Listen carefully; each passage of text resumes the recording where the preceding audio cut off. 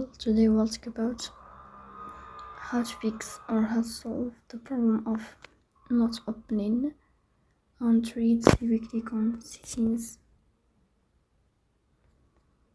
Here we go to apps, default apps, app settings.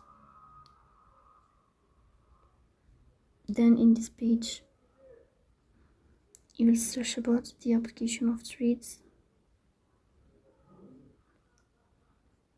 And you will click here on this page. Then we click on full stop and you will click OK. Here you will enter the storage. Here we click on clear cache. In the end you will turn off your phone and you will restart your phone again to fix that problem. So please don't forget to support us by like and subscribe. See you next time.